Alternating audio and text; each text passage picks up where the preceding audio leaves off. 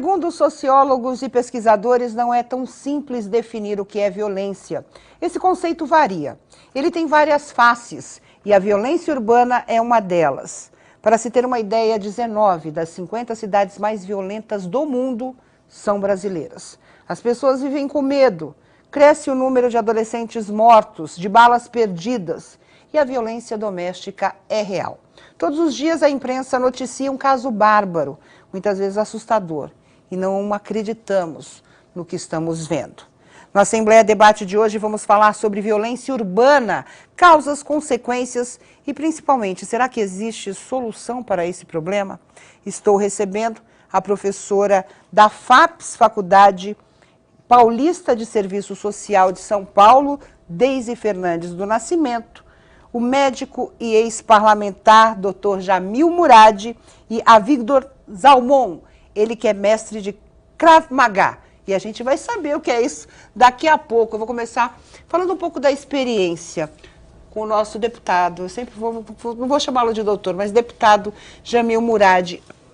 A gente vê a violência galopante. Hoje você tem até métodos, situações, né, causas, mas por que ela vem aumentando e se perde o controle com relação principalmente à violência urbana? Aqui no Brasil, nós tivemos 85% da população veio morar na cidade. E grande parte mora nessas periferias. Naquela ocasião, a migração rápida não permitiu que se tivesse planejamento, ficou um aglomerado com falta de tudo.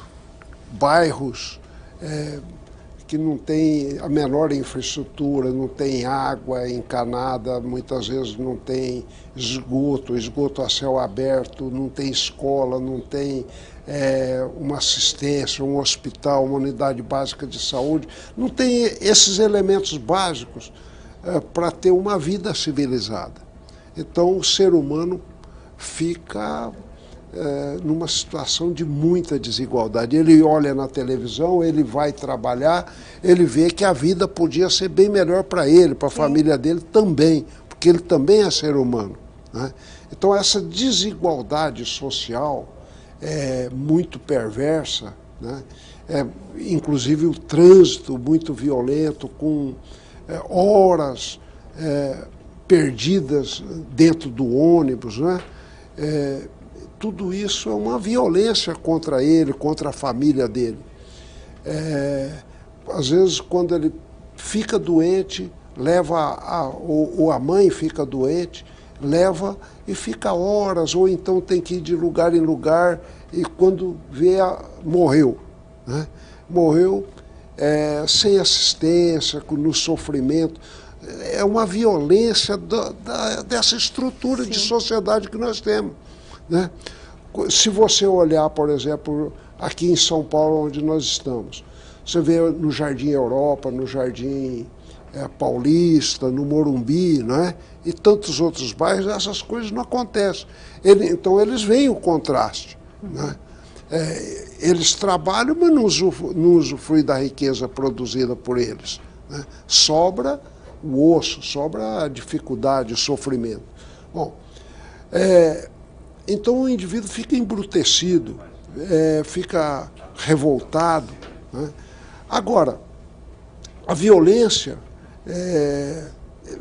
está muito grave, porque ela tem uma manipulação de setores dominantes que têm grandes lucros, os seus grandes negócios eles aumentam o lucro de acordo com o aumento da violência. Por exemplo? Por exemplo,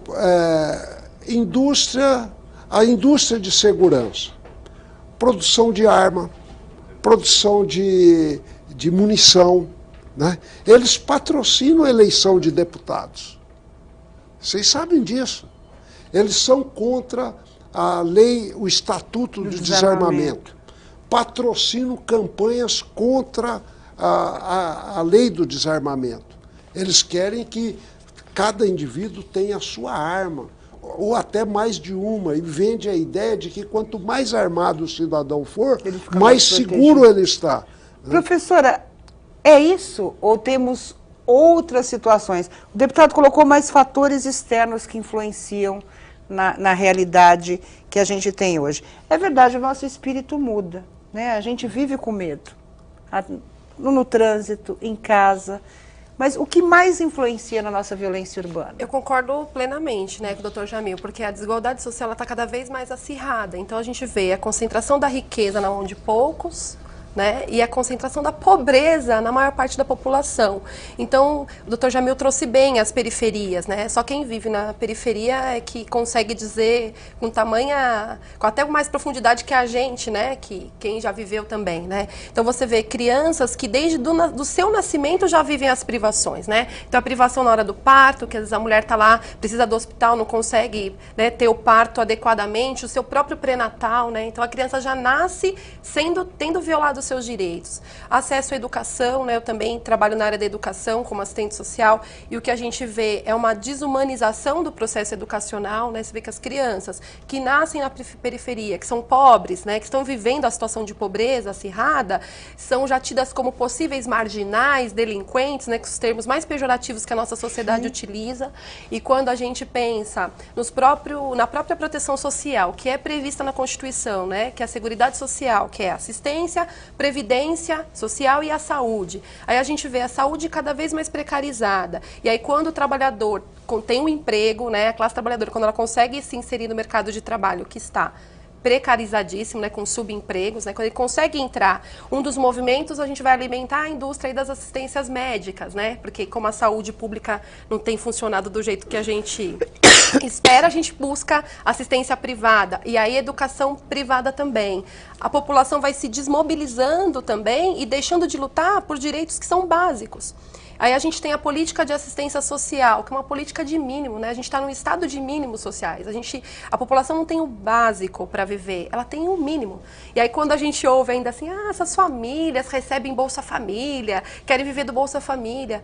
E eu me pergunto, quem é que vive com R$700, que seria o máximo que uma família talvez pudesse receber? Quem vive? Não, e tem outra coisa. Metade dos homicídios ocorre nos bairros marginalizados. Exato. Esse é um aí, estudo feito. Mas aí a gente pensa o seguinte... E as pessoas, não existe gene da violência. Não existe gene. Exatamente. Quer dizer, ele é transformado num ser que reage com a violência. Ele está reagindo a uma violência da sociedade contra ele. Mas é isso que a gente questiona. Eu falo assim, eu trabalho. Sim. A minha vida não foi fácil, né? Estudar. Poxa, por que eu sou vítima dessa violência culpa, provocada? Né? A gente né? Por pessoal fatorinho. que mora no Morumbi também não tem culpa. Não, a gente nem diz que tem culpa. Não, mas a questão não é culpa, mas assim... É mais pensar assim... É a mesma coisa, que culpa tenho, né? Na verdade, a gente está situação. dentro de uma estrutura de uma sociedade que nenhum de nós estamos alheio a ela. Então, cada um vai sofrer as consequências dela, né? Então, assim, quem nasce... Eu só queria colocar isso. Dentro da sociedade, tem esse setor que é vítima da violência. Sim. Às vezes acho que eles que são violentos. Não, eles são vítimas da violência. Porque o Estado, né, primeiro, ele não supre as necessidades dessa parte da população. Por outro lado, setores... Ele não supre a nossa também de segurança. Isso, né? Setores da sociedade se organizam para explorar a segurança. Então, as empresas de segurança, sim, as empresas que vendem aparelhos eletrônicos de segurança, as empresas que fazem carros blindados, né? Tudo muito caro. Quer dizer, as empresas... Quem usa isso quem tem dinheiro. Eu não tenho dinheiro para me proteger empresas dessa de forma. Seguro... As empresas de seguro ganham muito dinheiro. Quanto mais insegura for a sociedade, mais pessoas querem ter um carro blindado, querem mais proteção. Ou querem contratar uma empresa de segurança particular, ou querem buscar guardas. Quer dizer, ele cria todo um Mas será que mecanismo. não é E a direito gente- da sociedade também de se defender? Hein? Eu não vejo pessoalmente problema nisso.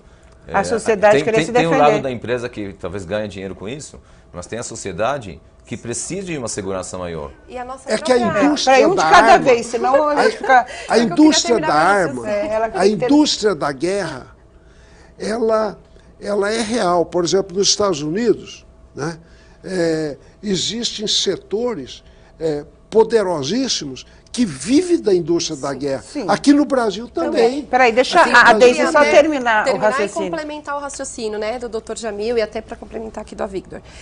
Quando a gente pensa na própria segurança, o que a gente tem hoje de segurança pública que funciona de fato, né? Então, eu sou assistente social, né, o meu trabalho é lidar com as populações das classes populares que vivem em situação de pobreza. Então, é muito difícil quando você vai atender uma família que teve o seu barraquinho invadido pela polícia, a pontapé, batendo em todo mundo que está pela frente, porque está procurando alguém que cometeu um crime. Eu, na minha casa, nunca ninguém entrou chutando a porta da minha casa. Então, por que essas pessoas não podem ter o direito de também ter um tipo de segurança que não é essa segurança que está posta? Então, a gente tem uma polícia militar que é violenta, né, que também comete tantos crimes quanto os criminosos que nós estamos falando aqui, né, que saem assaltando, né? Basta ver o tráfico. Por que existe a entrada do crime organizado? Porque o Estado deixou de fazer. E se você vai lá na favela conversar com as pessoas que moram na favela, é a única proteção que eles têm. Não tem outra proteção, porque o Estado não garante. Mas a gente também não pode, assim, eu não estou defendendo a polícia, né? Não. Mas é o único mecanismo de Sim. segurança que a gente tem então, hoje. é isso que a gente está querendo, que eu quero A dizer. gente vê violência policial, óbvio, mas a gente tem 200 mil homens numa polícia. E eu nem tô tanto falando militar quanto civil. Viu, Ana? Nem é mal do policial. Eu falo O que é a preparo, né? corporação. O treinamento dele. Né? A nossa polícia, a gente não se sente segura com a polícia, né?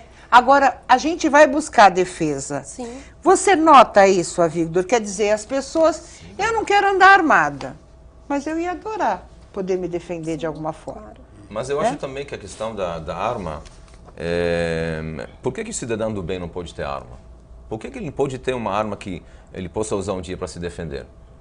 Eu acho que isso é uma questão diferente. A gente tem que separar a indústria da guerra, como o deputado falou aqui, e o direito do cidadão de poder se defender. Então, hoje, na realidade, ele não tem esse direito. E os cidadãos hoje procuram a gente, tá, para aprender a se defender, para reagir um dia na rua, ou em casa, porque a gente está falando de violência somente na rua, mas a violência é doméstica também. Sim. Hoje, por exemplo, a cada 15 segundos uma mulher é agredida no Brasil, que é um índice muito maior na realidade, porque muitas mulheres não fazem boletim de ocorrência na polícia. Porque elas não acreditam na justiça.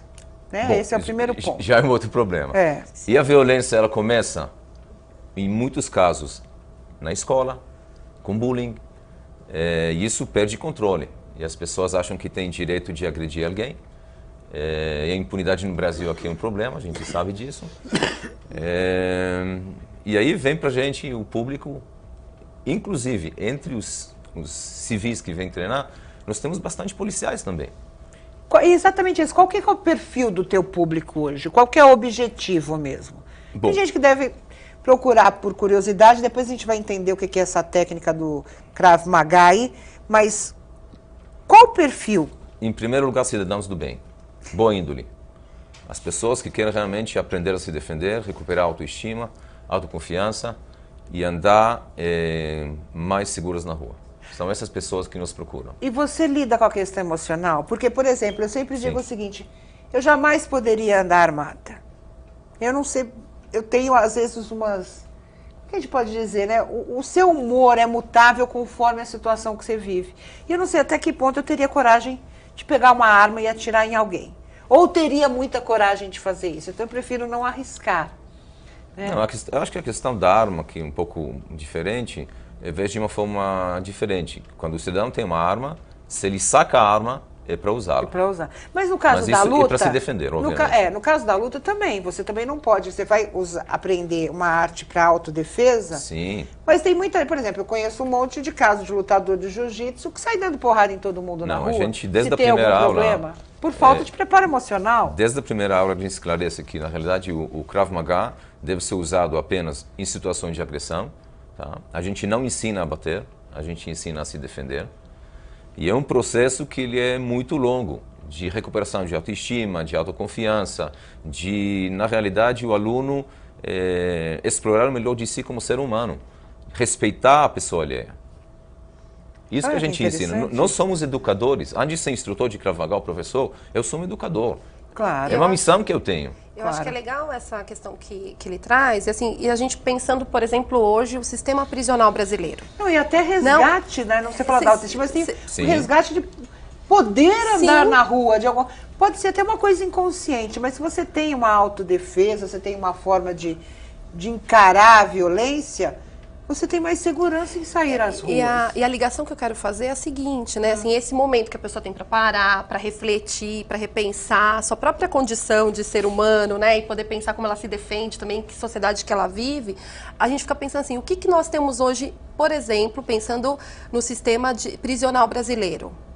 Prisões superlotadas, tratamento extremamente desumano. E a gente quer que essas pessoas que ficam nessa condição, pior do que animais, porque os animais do zoológico são muito bem tratados, né? Que saiam de lá recuperados. Outras pessoas. Então é uma falha... A incidência chega a 70% no Então, Ana, Paulo. assim, o buraco, ele é muito mais profundo do que a gente fala, né? A gente vai para o intervalo rapidinho. No próximo bloco a gente vai continuar falando sobre isso.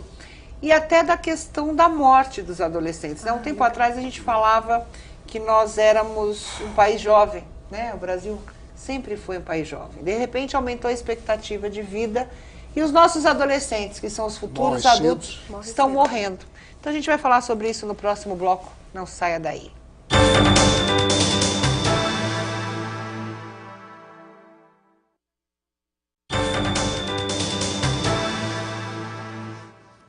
Voltamos com a Assembleia Debate, hoje falando sobre a violência urbana. E no intervalo a gente confabulava aqui sobre a questão da falta de sensação de segurança, né? Antigamente, quando eu tinha uns 15, 16 anos, eu ainda brincava na rua.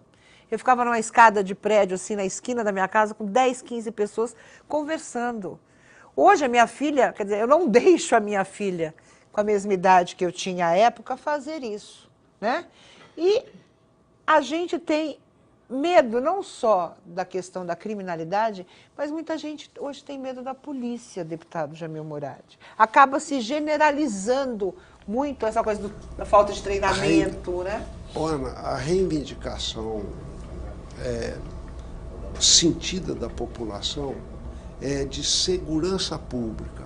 Quer dizer, que o filho ou a própria pessoa saia para trabalhar ou para lazer, e volte vivo, porque hoje não tem essa segurança de sair e voltar vivo. Mas as pessoas não respeitam a polícia, agora, deputado Jamil. Isso aí teria que ser garantido pelo Estado. Claro. O Estado é composto de instituições, entre elas Polícia Civil, Polícia Militar, Polícia Federal, Polícia, as Forças Armadas, as guardas municipais. Guardas municipais, né? Muito bem. E como elas funcionam? Por exemplo, a instituição que está provado que eles têm uma orientação que primeiro atira para depois ver o que é. Portanto, o número de assassinatos praticados por uma instituição que deveria garantir a segurança do cidadão, o número de assassinatos é enorme, né? Isso é denunciado em fóruns internacionais, etc., inclusive recentemente, né? Bom, então, o Estado tem que ter instituições que cumpram a lei e não fiquem acima da lei. Se cometerem crime, que não haja impunidade, que eles respondam pelo crime cometido. Terceiro, hoje a Polícia Civil trabalha de um lado, a Militar trabalha de outro, a Guarda Civil trabalha num terceiro caminho, a Polícia Federal em outro caminho, as Forças Armadas em outro caminho.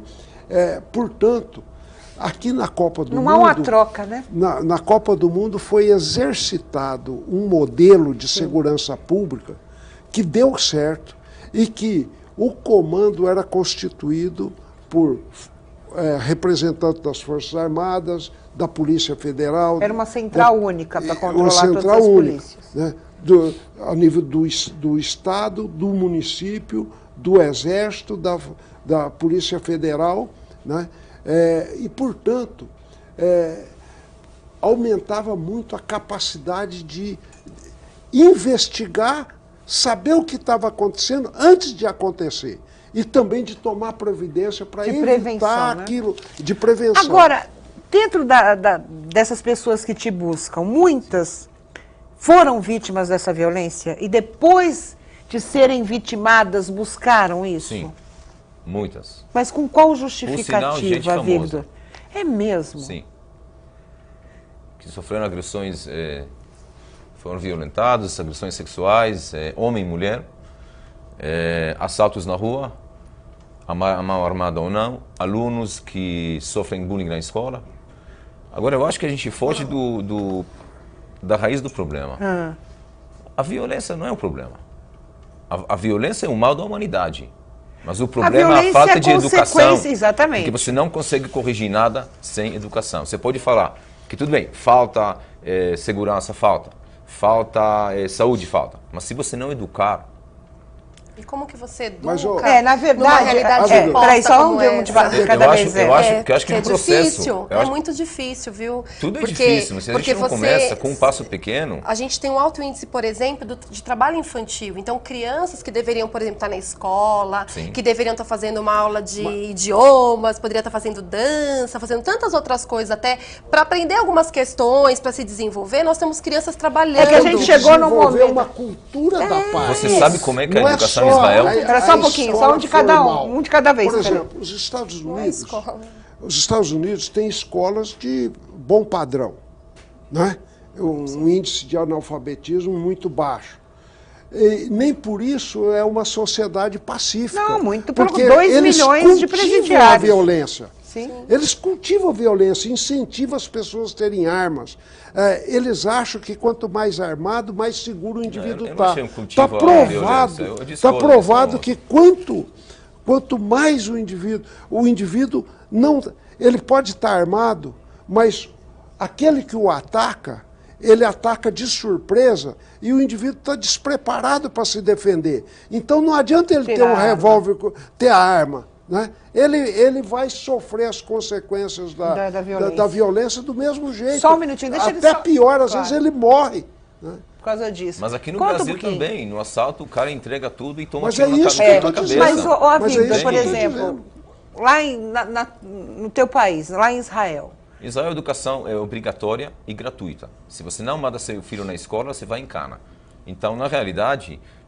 tudo bem, é um processo, né? Mas você pode ver o processo que foi feito na Coreia do Sul há 20, 30 anos, o que é a Coreia do Sul hoje, em termos de tecnologia, de estudo, de nível. A Índia, gente. A Então, Índia investiu em educação, Cuba, tudo mudou. Veja Cuba, né? Não, Acho por que isso Cuba é um bom exemplo a gente disso, sempre né? fala assim, a gente Lá sempre não tem fala... homicídio, Lá não assim. tem, você vai para... Eu estive em Cuba e vi de perto a saúde, a educação, tem várias críticas, né? Mas é a vontade de fazer, porque você fala o seguinte... Mas assim, Ana, só uma coisa, você vai lá, não tem uma criança passando fome, você não tem uma família passando fome, todo mundo come pouco, né? Tem Onde? as suas... Na Em Índia? Cuba. Cuba. Tá. Todo mundo come pouco, mas todo mundo come, Mas né? eles... Tem outras privações, pagam tá, de Ana? outra forma. Não, sim, né? mas por exemplo, você Nenhum anda país é perfeito. Em Israel Não, também a população isso- paga de outra forma. é O isso que eu tô- brasileiro paga de outra forma. Mas é isso, Ana, que eu quero... Mas não dá pra gente querer... Eu sempre falo isso. O Brasil tem as suas tipificidades. Fomos um país né? escravocrata, 400 anos de Una- escravidão. É isso, Não tem Eu acho que é um como. modelo que a É gente isso. não quer. Tem, É. A até nossa hoje. sociedade é a sociedade de uma elite que quer viver bem, não se importa o importa rosto, com o que, não importa o resto. com o que acontece com o próximo. Mas acaba sofrendo a consequência Sofre, disso. Acaba todo sofrendo mundo a sofre. consequência. Né? Essa negligência... Por afeta exemplo, todo mundo. Peraí, só um pouquinho. esse problema você falou, não é só a pobreza. E eu concordo, porque mesmo a violência em setores bastante endinheirados. Porque comercializa Tem droga, traficantes, filhinhos de porque papai. comercializa droga, ou faz contrabando de armas, ou porque Mas assalta da banco, indústria deve de ser. guerra, ou assalta banco, ou assalta cargas nas estradas e cargas que valem muito. Muito bem. Então, isso aí a sociedade precisa se defender desses grupos através de uma segurança pública que saiba fazer investigação e saiba tomar atitude. Esse negócio de política de bang-bang, eu, quando era deputado aqui, cansei de debater isso. A política de bang-bang dá a sensação que está te protegendo, mas está nada. As pessoas morrem de bala perdida toda hora. Essa questão que ele colocou da investigação, olha, 3% dos crimes são esclarecidos. Aquilo que a gente falou de impunidade. E da questão, a mulher vítima de violência não denuncia porque ela acha que não vai acontecer nada. Alguém bate a minha carteira na rua, não vou nem na delegacia me preocupar, não vou achar a carteira nem prender o cara. Quer dizer, é um sistema que nos deixa dessa forma. E outra coisa, assim, quando a população, né, que se vê privada do acesso aos seus direitos, se mobiliza, isso é uma outra questão também, que é a criminalização dos movimentos sociais, né? Quando as pessoas se organizam para minimamente poder falar, olha, teve agora recentemente a questão do movimento Passe Livre, né? E eu particularmente participei também de algumas das manifestações. E aí quando você participa junto, você vê pessoas desde jovens até idosos participando, pessoas que estão ali reivindicando aí, pelo seu direito, né? Direito aí à questão do passe livre de fato.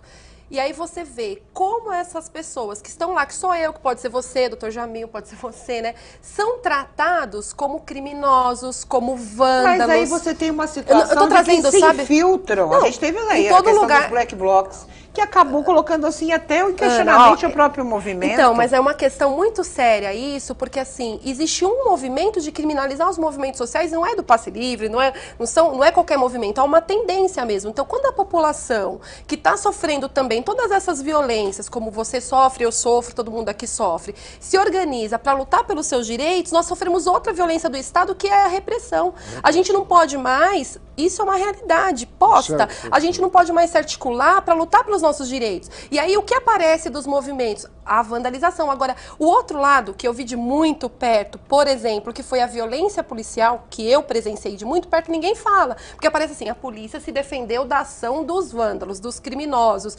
né? E não aparece de fato o que estava acontecendo ali. Tudo bem, cada um vai pegar o seu ponto de vista, faz parte. Mas tudo tem que ser mostrado. Se tinham 15 mil pessoas e aí você foca lá em 100 pessoas, o restante fica desqualificado e desmobiliza a luta mesmo. Então hoje a gente tem uma sociedade que não pode mais, desculpa, doutor Jamil, que não consegue mais nem se organizar, porque quando se organiza, ainda é tido como criminoso. Mas deixa eu entrar só numa rapidinho. Casos, a polícia defendeu os próprios manifestantes que não faziam parte daqueles babos. É que a gente não pode generalizar. Não dá para generalizar, mas é isso, mas há um movimento não, de criminalização. Por exemplo, escola. Vamos entrar na questão do bullying. O menino é vítima de bullying, ele vai procurar o Avigdor e falar assim, olha, eu quero me defender. Se ele não for preparado para aquilo, ele vai sair batendo em todo mundo, o que vai gerar um movimento cíclico dentro da escola. Principalmente a escola, vamos dizer assim, de periferia, onde não há um preparo emocional. Mas aí a gente volta de novo para o ponto da educação. Isso. Sim, que o problema onde nós estamos formando cidadãos do bem. Sim, é a nossa missão. claro. De explicar que a violência não leva a lugar nenhum, que você tem que usar o Krav Maga, que é uma defesa pessoal israelense, só para você se defender em caso de agressão. Tá? Essa é a nossa preocupação como educadores. E aí o Krav Maga ajuda. Mas, por exemplo, só um minutinho, qual que é o primeiro ponto para uma criança? Criança, só um minutinho. A criança não tem controle emocional. Ele fala assim, que preparar fisicamente o indivíduo para reagir. Não é fisicamente. Não, emocionalmente primeiro. Para reagir na rua, deixa ele explicar. Você tem que ter 3 fatores em dia. Conhecimento técnico, preparo físico e equilíbrio mental. E a gente fala controle emocional. Desde a primeira aula. Se a sua reação vai arriscar a sua vida ou vai pôr a vida de outra pessoa em risco, não reaja. Por outro lado, se você pode reagir, reaja. É o seu dever. Mas como é que a gente vai descobrir se reagir ou não? Nós achamos o seguinte, que nessa sociedade que nós vivemos, nós temos que cultivar um caminho diferente desse que ele propõe, que é do indivíduo reagir. Nós temos leis que exigem respeito mútuo. E quem me agride, ele tem respeito por mim? Não, então, mas aí eu tem vou a lei além, que, viu? tem a lei que protege. Eu vou até a lei. Você Eu tem posso que ir além acionar a nessa lei. discussão, Por exemplo, doutor Jamil? se a mulher Quem acha que tem o é direito de me agredida, se a agredir? mulher é agredida, tem uma lei atual que chama Lei Maria da Penha. E essa lei tem que, pode ser acionada para proteger a mulher. Ela pode ser levada para um abrigo. Mas a questão é a Mas população assim, não eu queria só acredita fazer uma na eficácia das colocação. leis. Eu queria fazer uma colocação. Gente, um de cada vez, Então, senão a Ana. gente vai parar, não vai dar. Ana, Um de cada vez. então Peraí, deixa- deputado Jamil, só um minutinho, deixa a Deise falar agora, depois eu vou ouvir a pensando opinião nessa do questão do ávido. bullying, né? Então, assim, alguém procura, uma criança procura para sua defesa pessoal, e aí a gente focou na questão do bullying. Sim.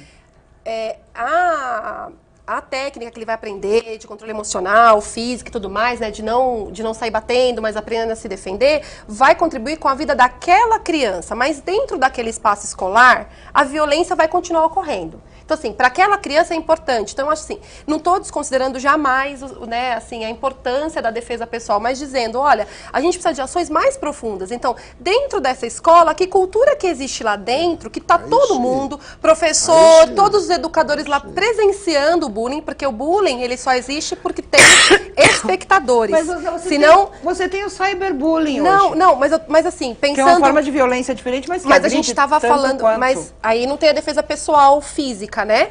Eu mas tô falando, é eu tô emocional, falando né? Só um dessa, minutinho, deputado, eu só deixa tô ela falando terminar. desse tipo de defesa que foi o exemplo, né? Tá. Eu trabalho numa empresa também chamada Círculo de Cultura, que a gente faz um trabalho em Ubatuba na Secretaria de Educação por isso, porque tinha uma escola com 900 alunos que o bullying é uma questão presente. Então a gente está fazendo lá uma intervenção na escola toda, junto com a comunidade, para discutir como é que a gente lida com o bullying, porque o bullying hoje é a Deise que está sofrendo, amanhã é a Ana. Eu posso aprender a me defender, me libertar dessa relação, mas outras crianças vão estar lá. Então tem a importância pessoal, né, lógico, da minha própria existência, de poder me defender, mas principalmente a relação que está estabelecida dentro daquela unidade escolar. Eu preciso para o intervalo rapidinho, vou aproveitar e tomar uma aguinha, que a gripe pegou mesmo, mas eu vou deixar um questionamento, que o bullying sempre existiu. Eu, na minha época de colégio, fui vítima de bullying. Hoje eu tenho 47 anos. Quer dizer, são culturas diferentes, momentos diferentes, mas a gente vai falar sobre isso. Por que as pessoas estão buscando defesa Mas pessoal? em muitos casos, bullying é uma porta aberta para uma agressão muito mais grave futuramente. A gente já teve casos de homicídio por causa E a do bullying. gente tem... Então a gente vai para o intervalo rapidinho, no próximo bloco a gente vai continuar falando sobre isso. Não saia daí.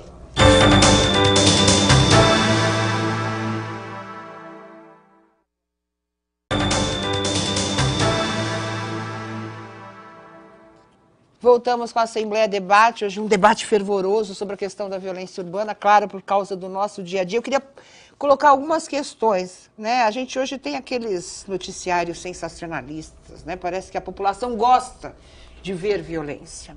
E isso me chama muito a atenção, em primeiro lugar. Mas o Ávdor queria colocar alguma coisa sobre a coisa cultural mesmo, né? A formação cultural para você agir e se preparar para enfrentar essa violência. Sim, em primeiro lugar, eu acho que qualquer cidadão tem o direito de reagir. Tá? Porque quem acha que tem direito de me agredir, tem a obrigação de me defender. Tá? Mas, obviamente, só em caso de agressão. A gente explica na primeira aula. Não é para reagir. Quem reagir, usar o Krav Maga sem necessidade, vai entrar numa lista negra no nosso site na internet, nunca vai praticar mais Krav Maga. A gente explica a diferença entre defesa pessoal e entre violência.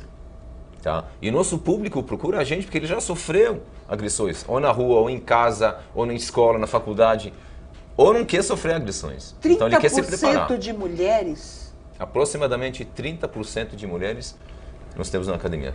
Mulheres vítimas de violência, a maioria ou não? Ou até para se proteger? Não necessariamente, mas para se proteger também. Mas também temos algumas que já sofreram violência. Igual crianças também. Agora, vocês acham, para os três, a mesma pergunta, que esses noticiários sensacionalistas que mostram muitas vezes coisas chocantes, deputado Jamil, eles influenciam de que forma nessa realidade da nossa violência urbana? Incentivam, fazem a gente se conscientizar dessa violência, se preparar, buscar proteção? De que forma funcionam na cabeça da sociedade? Eu assisto pouco, mas às vezes que eu assisto alguns minutos, dá para notar nitidamente que esses programas são de incentivo à violência, desestabiliza a sociedade para que ela, em vez de exigir justiça, punição de acordo com a lei, para criar um clima de uma sociedade mais civilizada, ela estimula muitas vezes a justiça com as próprias mãos, o linchamento, quer dizer, olho por olho, dente por dente, o que é a situação de barbárie. Né? Então esses programas, eles acabam tendo audiência, porque mexe com o íntimo de muita gente, mas eles deseducam, estimulam a violência e não contribuem para uma sociedade mais civilizada e mais respeitosa em relação às pessoas. Eu acho que o que falta, eu como jornalista, eu acho assim, eles contam muitos casos e não retomam para nos contar o que aconteceu. Né? O cara foi preso, continua preso, o que aconteceu com a vítima? Ela foi tratada? Quer dizer, a gente não tem o desfecho daquela história. Por quê? O que vale? O ato violento em si é o que chama atenção. O que aconteceu? Se ela está bem? Se ela foi medicada? Se não morreu, né? A pessoa está na UTI porque levou 10 tiros. Mostra o fato em si. Mas e aí? Ela morreu? Ela está bem? O que vai acontecer com o agressor dela? A gente não tem essa continuidade de notícia porque o que dá Ibope? É a violência. É o sangue, né? E aí, acho que continuando nessa linha de raciocínio, as pessoas vão ficar... Porque a gente já tem uma insegurança real, objetiva, né? A gente vai ficando mais inseguro ainda. Então, tem pessoas que a gente conversa que não querem sair de casa, porque acha que vai sair de casa e vai tomar um tiro na porta de casa. Não é que que nós não estamos sujeitos a ser assaltados, a sofrer violência, mas agrava mais o terror na vida das pessoas. E aí, eu acho que viver, né? E aí você se isola cada vez mais do mundo, vai ficando cada vez mais alienado naquele processo e não consegue nem reagir a ele, né? E eu achei legal quando você fala que a gente não sabe dos desfechos, né? Então, pensando, por exemplo, na violência contra a mulher ou na violência contra a criança que sofre, que aparece, que dá sensacionalismo e tudo mais. Quando você pega o autor da agressão, que aí foi preso, o que acontece com ele quando ele vai preso? Porque como a violência, essa questão da relação, é uma questão também cultural do poder, do mais forte contra o mais fraco, do homem com a mulher, do adulto com a criança, então a mulher é minha, eu faço o que eu quero, né? E aí, assim, como eu acho que o encarar natural é muito ruim para a sociedade. E aí, ficou natural. Né? E aí, quando você lida com isso, Anne, você olha assim, o que acontece com o autor da agressão? Ele vai preso, fica lá, mas assim, não há nenhum tipo de trabalho, inclusive com ele, para fazer com que ele repense aquela ação, para que ele possa problematizar junto com ele, para que ele saia dali minimamente não cometendo mais aquele ato. Não existe isso. Então, ele fica lá 10 anos preso. Quando ele sair, se ele não parou, ele vai continuar fazendo. Claro. Então, aí você tem assim, o que a sociedade quer? Punição. O que é punição? É ficar preso e aí como eu não acredito mais na polícia, né? Pagar a pena mas a gente também está se concentrando no agressor não, na vítima e não na também, vítima. Mas a gente muitas vezes, esse é o problema. Por que a gente tem que ver o que aconteceu com o cara se for preso? Concordo, tem que acompanhar. A vítima, eu acho ao contrário. Né? Eu acho que é o contrário. Acho que a gente foca muito na vítima. Não que a gente não tenha que focar na vítima. Um caso que me chama a atenção, por exemplo, olha que coisa mais absurda que acontece. Você tem a sua escola. Sim. Você é um comerciante, né, um empresário. Sua escola foi assaltada 17 vezes. Um exemplo, a gente vê, posto de gasolina que foi assaltado 15, 16 vezes pela mesma gangue. Aí você vê uma escola, olha, farmácia, bares em periferia. E aí você olha, aí o dono fala assim, já acostumei. Esse acostumar. Já fui assaltada 12 vezes. Você já foi 12? Eu já fui 15. A gente acaba enraizando essa violência como uma coisa. O meu medo ilegalizando, de uma certa forma. O meu medo... Aceitando. Naturaliza. O meu medo é esse. E, ao mesmo tempo, a gente perde valores. Por exemplo, antigamente eu andava com o vidro do meu carro aberto, deputado. Vinha uma criança, eu até conversava. O que você está fazendo na rua? Por que você não vai estudar? Cadê o seu pai e sua mãe? Jornalista gosta de falar, né? Hoje, uma criança está se aproximando do meu carro, a primeira coisa que eu faço é fechar o meu vidro. O meu valor mudou. Eu tenho medo de ser vítima de violência Sim. de uma criança. Sim. Como é que a gente vai mudar isso, Avgdor? Eu acho que em Você primeiro falou lugar... de educação, tudo bem, mas a gente não tem essa estrutura ainda. Mas se cada um de nós vai fazer um pouquinho... Meus alunos aprendem a se defender, mas eles fazem ações sociais. Tá? Eles pegam crianças de alto risco, dão aula de português, dão aula de matemática, dão aula de arte. Ou seja, a gente, além de aprender a se defender, a gente tenta contribuir para a sociedade, tirar essas crianças da rua e fazer alguma coisa legal. Nós adotamos um orfanato, por exemplo, de crianças de alto risco. E durante 2 anos fizemos a parte toda de tratamento odontológico, de anticoncepcional para as meninas, de acompanhamento na rua. Tá? Então você resgata, você não só falou, o cara é um criminoso em potência. Não, você tenta dar para ele educação. Essa é a nossa parte, a gente faz um pouquinho. Se eu vou fazer um pouquinho e você vai fazer um pouquinho, a gente vai mudar a sociedade. Quantos alunos você tem hoje? No estado de São Paulo, a gente tem aproximadamente 5.000 alunos. Já tem uma realidade diferente, uma conscientização diferente. Mas, por exemplo... E outra coisa importante, não estou ensinando só alunos que moram em Genópolis e Morumbi. Eu ensino alunos também que moram na favela e que querem se proteger da própria violência que acontece na favela. E se eles não têm dinheiro, eles são bolsistas e são tratados igual. Então, na realidade, nós estamos criando uma sociedade diferente. Pelo menos para a gente tenta fazer isso aí. E isso é educação. Mas aqui o nome assusta, né? Eu quero saber depois o que é direitinho. Eu queria colocar alguns fatores que não tinham sido abordados. Por exemplo, o preconceito e a discriminação causa conflito entre os seres humanos, independente da classe social. Pode ser pessoas com posses. Claro. Por exemplo... Principalmente a questão do preconceito racial, né, deputado? O preconceito racial e o preconceito em relação à orientação sexual. A homofobia. A homofobia, né? Então, ali na Avenida Paulista, olha, a Avenida Paulista, é frequente ter agressões a homossexuais. A gente teve uma que chamou a atenção, Isso, né? Às vezes assassinatos, né? Isso, quer dizer, por que não aceitar como um ser humano? É tão antigo isso na humanidade, né? Querer resolver o problema da orientação sexual matando, agredindo, batendo. Eu vou mais além. Por que a sua escolha influencia a minha vida? A minha escolha é a minha escolha. O racismo... O que eu estou fazendo? O negro, né? Atualmente está em ascensão, porque quando o capitalismo entra em crise, acirra o racismo. Tal grupo étnico contra esse outro, tal raça contra essa outra raça. A raça é a raça humana, né? Mas para efeitos assim, contra o asiático, contra o africano, é contra esse, contra aquele. Muito bem. Agora, são seres humanos inteligentes, com sentimentos iguais, todos são, você entende?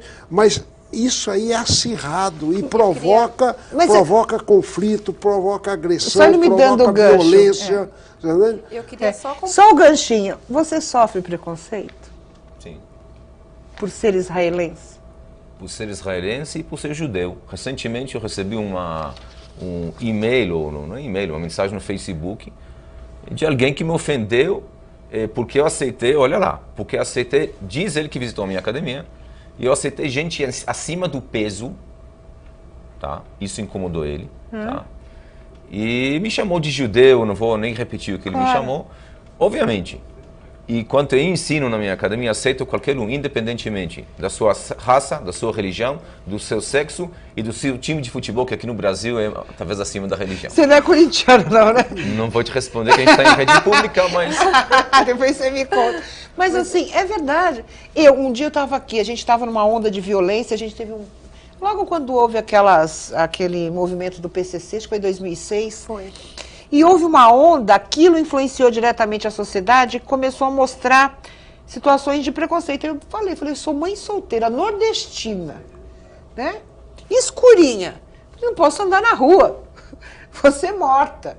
Você começa a ver que as suas características, que não vão influenciar nada na sua vida, nem na sua, acaba incomodando as pessoas. Por isso que eu perguntei para ele, que diferença faz para a vida das pessoas você ser judeu ou israelense? A pauta dos direitos humanos gera violência. É uma pauta que deve ser abraçada, ela é abraçada pela ONU, e deve ser abraçada por todos os povos do mundo. Eu queria todos, eu só queria complementar aquele momento que eu estava falando, né, assim, de olhar para a questão do agressor, porque quando eu estou falando do agressor, eu estou falando da vítima. Porque outras vítimas, ele pode fazer outras vítimas se ele não mudar também conceitualmente e culturalmente o seu ponto de vista. Então, essa pessoa que, por exemplo, entrou lá no seu Facebook, escreveu uma série de coisas, se ele for, vamos supor, né, que se ele tivesse uma penalização, tudo bem, ele vai lá, cumpre, mas aquele conceito que ele tem quanto a isso que ele colocou para você não muda. Não muda porque ele recebeu uma pena. Então, assim, tem que receber uma pena, e quando a gente fala em direitos humanos é isso, né? Assim, direitos humanos não é para defender bandido. A pessoa tem a pessoa tem que ela fez algo errado, tem que responder. Não é impunidade, tem que responder, mas com o mínimo de dignidade para que ela também não recorra no mesmo erro, porque nós somos a vítima desse processo. Exatamente. Olha, eu quero dizer que nosso tempo chegou ao fim, mas eu vou dar um minutinho para cada um dos convidados para as considerações finais. Eu quero que o Avigdor explique um pouquinho sobre a técnica do Krav Maga, mas já convidar para um segundo debate. Acho que ficou muita coisa para a gente falar. Acho que violência urbana, até uma coisa de conscientização um pouquinho, né? Avigdor, muito obrigada pela sua presença. Conta aí, o que tem esse Krav Maga? Eu nunca tinha ouvido falar. Krav Maga é a defesa pessoal do Exército de Israel. Os movimentos são curtos e rápidos e visam atingir os pontos sensíveis do corpo humano. Não precisa ser um fortão para reagir na rua. Nós temos aproximadamente 30% de mulheres, temos bastante crianças, idosos também. E como eu falei, a gente não ensina a bater, a gente ensina a se defender. Krav Maga é um caminho de vida, onde o aluno explora o melhor de si, se torna um cidadão melhor através da nossa educação também. Em quanto tempo eu aprendo a lutar isso? Você vai ter noções básicas de Krav Maga, de defesa pessoal, depois de 3, 4 meses de treino. Mas Krav Maga é um treino para a vida toda. E é isso aí. Vou aprender, deputado. Me segura. Deise também seu recado final. Obrigada pela sua presença. Não, eu que agradeço, né, de compartilhar esse momento aqui com vocês. Acho que a gente tem muita coisa, né, para debater. É meio emocional, né? Um assunto meio emocional. Porque ele vai além do que a gente consegue enxergar, né? Acho que a gente tem uma sociedade muito deficitária ainda, né? Então a gente precisa de várias ações, né? São várias ações que compõem para a gente tentar minimizar a violência, porque eu acho que a violência em si, a gente acabar com ela, a gente... Nossa, tá muito aquém disso. Tá muito longe disso. Infelizmente, né? Deputado Jamil, desculpa, eu vou chamar deputado, doutor Jamil, deputado Jamil, seu recado final. Eu acho que um debate extremamente importante. Nós não chegamos a abordar essa questão do tráfico de droga, que são grupos poderosos que se organizam e acabam constituindo um poder paralelo. E também nós temos que... As pessoas querem segurança. Segurança pública é uma necessidade e é um direito do cidadão brasileiro. E o poder público, seja a presidência da República, governo federal, governos estaduais e governos municipais, através das instituições de segurança, tem que se unir em torno de um sistema nacional de segurança, priorizando a investigação e priorizando a tomada, priorizando medidas preventivas antes que aconteçam as vítimas de violência. Olha, é possível, então, a gente conseguir responder a essa necessidade da sociedade. Afinal, a gente paga por isso, né? E paga bem. Eu quero mais uma vez agradecer o Avigdor, a Deise, professora Deise, deputado Jamil Murad. Quero agradecer a você. O AL Debate vai ficando por aqui. Nós temos um encontro no próximo programa. Um grande abraço e até mais.